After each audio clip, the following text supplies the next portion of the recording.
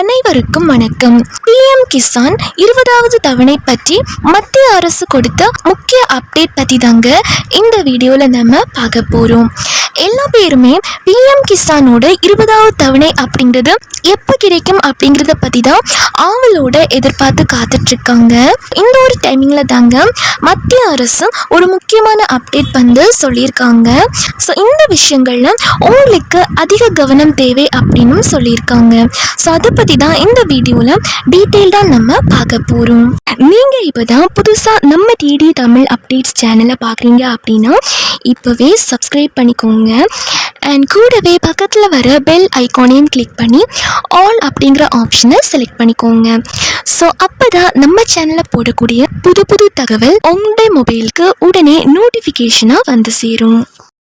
மத்திய அரசு விவசாயிகளின் நன்மைக்காக பலவித நலத்திட்டங்களை நடத்தி வராங்க. ஸோ அதில் ஒரு முக்கியமான ஒரு திட்டம் தாங்க PM கிசான் சம்மான் நிதி யோஜனா. பிரதம மந்திரி கிசான் சம்மான் நிதி திட்டம். பிரதம மந்திரி கிசான் சம்மான் யோஜனா திட்டத்தின் கீழ் மத்திய அரசு ஒவ்வொரு ஆண்டும் 3 தவணைகளாக 6000 ரூபாய் நிதி உதவியை விவசாயிகளோட வங்கி கணக்குகளுக்கு நேரடியாக அனுப்பிட்டு வராங்க. ரூபாய் 2000 அப்படிங்கிறது சம தவணைகளில் அளிக்கப்பட்டும் வருகிறது.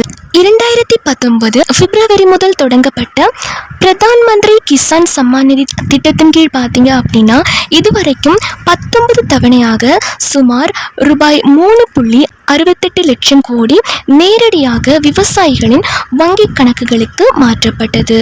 இப்போ பார்த்தீங்க அப்படின்னா விவசாயிகள் 20வது தவணைக்காக ஆவலோட காத்துட்ருக்காங்க. பிரதம மந்திரி கிசான் சம்மான் நிதி திட்டத்தின் கீழ் விவசாயிகளுக்கு நல்ல செய்தி வருகிறது அப்படின்னு ஒரு புது அப்டேட் வந்திருக்கு. நாடு முழுவதும் 9.88 கோடிக்கும் அதிகமான விவசாயிகள் இந்த திட்டத்தின் 20வது தவணை பெற வாய்ப்புள்ளது அப்படின்னு சொல்லியிருக்காங்க.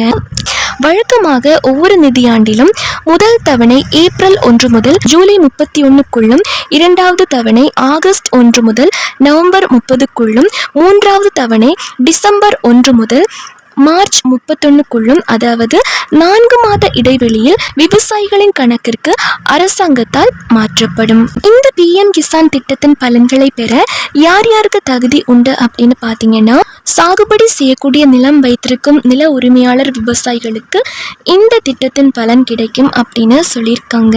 இருப்பினும் மருத்துவர்கள், பொறியாளர்கள் போன்ற நிபுணர்கள் மற்றும் ரூபாய் 10,000 அல்லது அதற்கு மேற்பட்ட மாதாந்திர ஓய்வூதியம் பெறுபவர்கள் இந்த திட்டத்திற்கு தகுதியற்றவர்கள் அப்படின்னு அறிவிச்சிருக்காங்க. அடுத்ததாக எந்த விவசாயிகளுக்கு PM கிசான் தவணை கிடைக்காது அப்படின்னு பார்த்தீங்கன்னா EKYC செய்து முடிக்காத விவசாயிகளின் 20வது தவணை கிடைக்காது அப்படின்னு சொல்லியிருக்காங்க. நீங்கள் 20வது தவணை பெறுவதில் சிக்கல் ஏற்படலாம் அப்படின்னு சொல்லியிருக்காங்க. இதுவரை இந்த செயல்முறையை முடிக்காத விவசாயிகள் அருகில் உள்ள CSC மையத்திற்கு சென்று அல்லது உங்களின் மொபைலிருந்தே EKYC செய்ய வேண்டும் அப்படின்னு சொல்லியிருக்காங்க. ஸோ யார் யாரெல்லாம் EKYC முடிக்காமல் இருக்கீங்களோ இப்போவே கம்ப்ளீட் பண்ணிடுங்க. தென் ஃபைனலாக PM கிசானோட 20வது தவணை எப்போ கிடைக்கும் அப்படின்னு தான் எல்லாருமே வெயிட் பண்ணிட்டு இருக்காங்க. பிரதமர் நரேந்திர மோடி இந்த மாத இறுதிக்குள் PM கிசான் திட்டத்தின் 20வது தவணையை வெளியிடுவார் அப்படின்னு நம்பப்படுதுங்க. ஸோ இந்த ஜூலை மந்த் லாஸ்ட்டுக்கு முன்னாடி 20வது தவணை ரூபாய் 2000 வரும் அப்படின்னு சொல்லியிருக்காங்க. பட் இதுக்கான அதிகாரப்பூர்வ தேதி இன்னும் கன்ஃபார்ம் ஆகலைங்க. இதற்கு முந்தைய தவணை, அதாவது 19வது தவணை பிப்ரவரி மாதம் 24ஆம் தேதி 2025 பிரதமர் பீகாரின் பாகல்பூருக்கு வருகை தந்த போது வெளியிடப்பட்டது அப்படிங்கிற ஒரு ஒஃபிஷியல் நோட்டிஃபிகேஷனும் வந்திருக்குங்க. பட் 20வது தவணை அப்படிங்கிறது இன்னுமே வரல. இந்த ஜூலை மந்தோட லாஸ்ட்ல வரும் அப்படின்னு ஒரு புது தகவல் வந்திருக்கு. ஸோ இதை பற்றி அடுத்து ஏதாச்சும் புது அப்டேட் வருது அப்படின்னா அதையும் நம்ம சேனலில் வீடியோவாக போஸ்ட் பண்ணி உங்களுக்கு இன்ஃபார்ம் பண்ணுறேன். சற்றுமுன் வந்த முக்கிய அறிவிப்பு. பேன் கார்டு யார் யாரெல்லாம் வச்சுருக்கீங்களோ அவங்களுக்கு 3 முக்கிய அறிவிப்பு அனௌன்ஸ் பண்ணியிருக்காங்க. ஸோ இதை பற்றின கூடுதல் விவரம் தெரிஞ்சுக்க இந்த வீடியோவை கடைசி வரைக்கும் முழுசாக பாருங்கள்.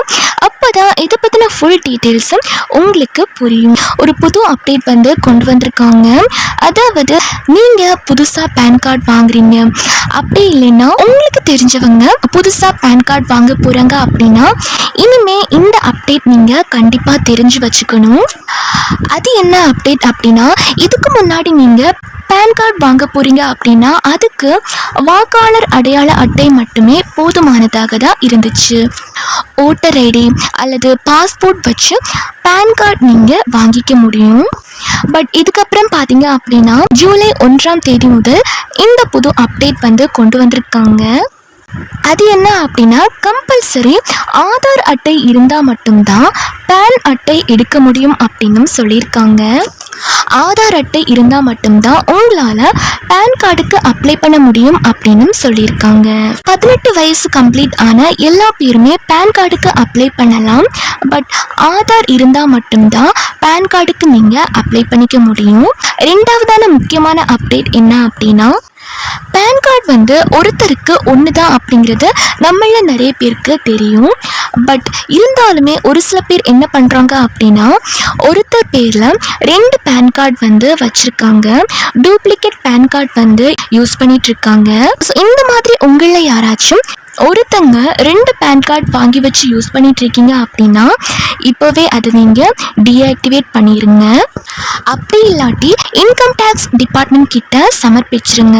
ஸோ இப்படி நீங்கள் பண்ணாமல் 2 பேன் கார்டு வச்சுருந்தீங்க அப்படின்னா அதை அவங்க கண்டுபிடிச்சிட்டாங்க அப்படின்னா உங்களுக்கு ரூபாய் 10,000 வந்து அபராதம் அப்படிங்கிற மாதிரியும் சொல்லியிருக்காங்க.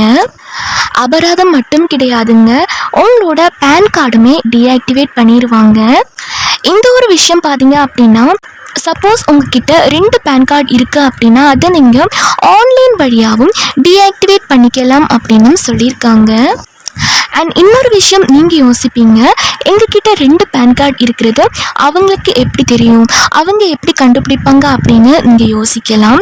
இப்போ வந்து பார்த்தீங்க அப்படின்னா பேன் கார்டு அப்படின்றது வந்துருச்சு. ஸோ அதன் மூலிமா ஈஸியாக யார் யாரெல்லாம் 2 பேன் கார்டு வச்சுருக்காங்க அப்படிங்கிறது அவங்க வந்து கண்டுபிடிச்சிருவாங்க. ஸோ நீங்கள் வந்து அலர்ட்டாக இருந்துக்கோங்க. 10,000 ரூபாய் அபராதம் வந்து செலுத்த வேண்டிய ஒரு நிலைமைக்கு போயிடாதீங்க. தென் மூணாவதான முக்கியமான அப்டேட் என்ன அப்படின்னா, இதுக்கு முன்னாடி சில பேர் வந்து பேன் கார்டு எடுக்கிறதுக்கு ஆதார் அட்டை இல்லாமல் தான் எடுத்திருப்பாங்க. முன்னாடி எல்லாம் ஆதார் இல்லாமல் தான் பேன் கார்டு வந்து அப்ளை பண்ணி வாங்கியிருப்பாங்க.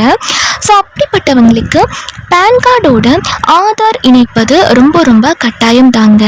இதற்கான கடைசி தேதி அப்படின்னு பார்த்துட்டோம்னா டிசம்பர் 31, 2025 அப்படின்னு சொல்லியிருக்காங்க. ஸோ யார் யாரெல்லாம் பேன் கார்டோட ஆதார் கார்டு இணைக்காமல் இருக்கீங்க அப்படின்னா அவங்க கொடுத்துருக்கக்கூடிய இந்த காலக்கெடுக்கு முன்னாடியே உங்களுடைய ஆதார் கார்டை பேன் கார்டோட இணைச்சிக்கோங்க.